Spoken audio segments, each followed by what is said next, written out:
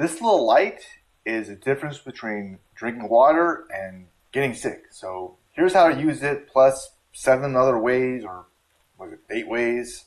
7 ways not to get sick in Southeast Asia.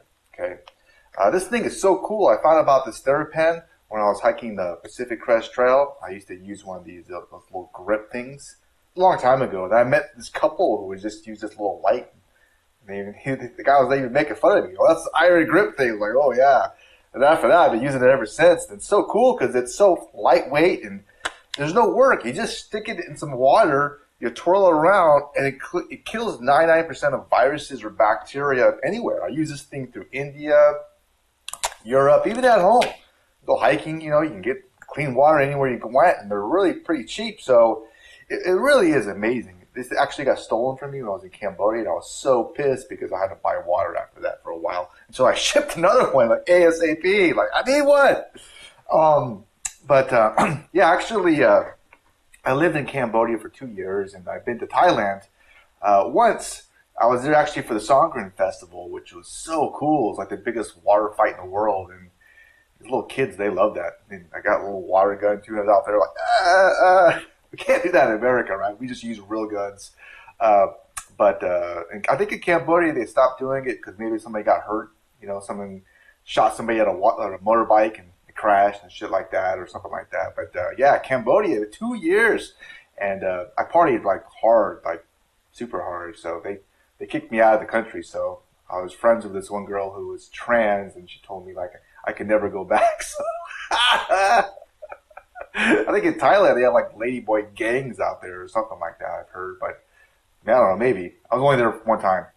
But yeah, the TheraPen is an amazing thing.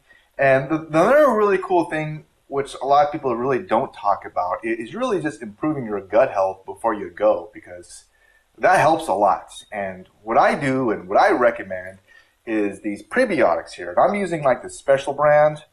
It's like from New Zealand. It's like prebiotics. Boom. You can't really see it. But these are actually much better than probiotics, which a lot of people hear about because it's in yogurt.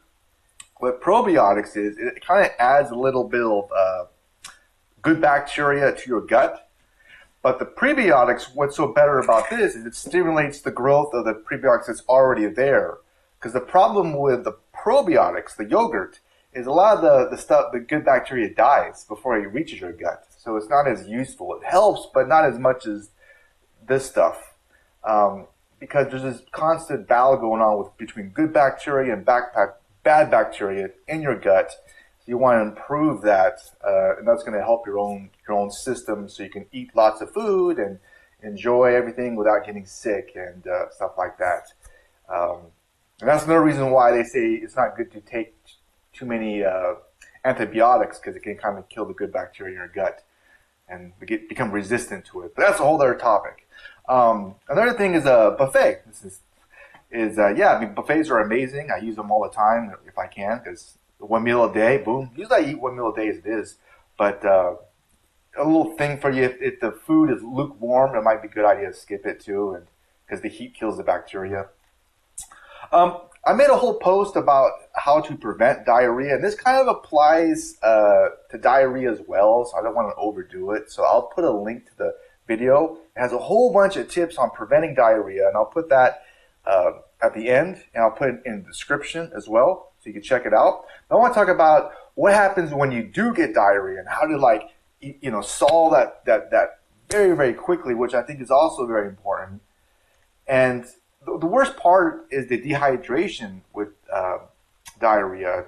And there's something called oral rehydration salts, and you can find them in Thailand, like Royal D and Hydrolate. And they kind of contain the ideal amount of salt and sugar to absorb the water. So I guess the rule of thumb is for every loose bowel movement, you want to have 1 glass of water with this stuff in it to rehydrate yourself. But the worst thing would be like long bus rides and plane rides with traveler diarrhea. That's the worst, man. I used to watch the video about a girl having an accident on a plane. I mean, oh man, talk about torture. That's like the worst experience ever. I went to jail in Cambodia. That was way better than I'm thinking about this. That was paradise. So there's a product out there.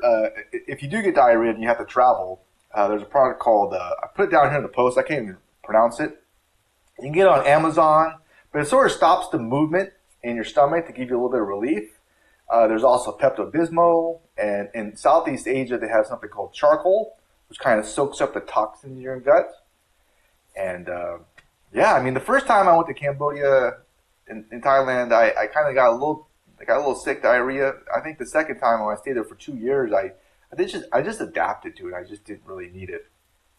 I think I was fine. I ate all the street food. I ate the dry grasshoppers, and actually not that bad.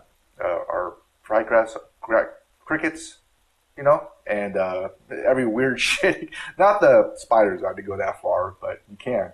They got weird shit out there to eat.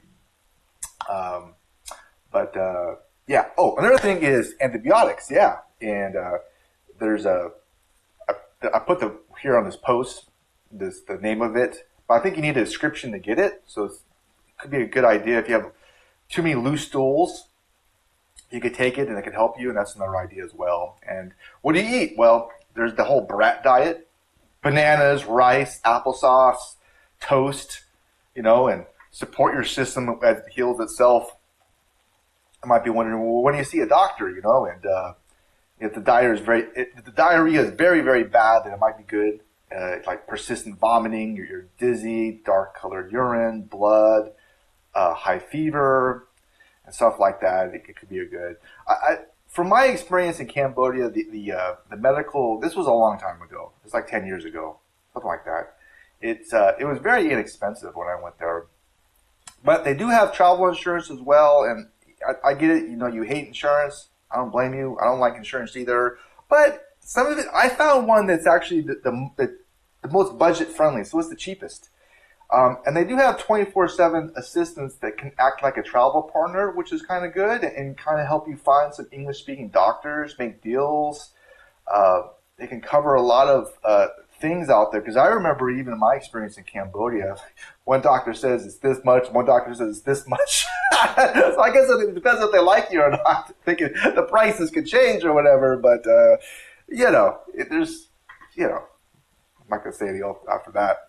But yeah, I can help you with hotels and flights. If they get booked and something happens, because things change, and also things that get stolen. I mean, insurance covers lost, stolen gear, and yeah, I've had stuff stolen from me when I was over there in Southeast Asia, and as a barang, an outsider, they call it barang, stuff like that.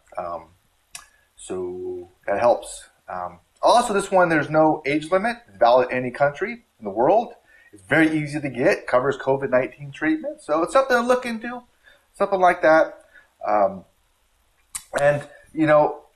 hope this video might have been helpful. And I'll put a link to this post down in the description, as well as the first comment.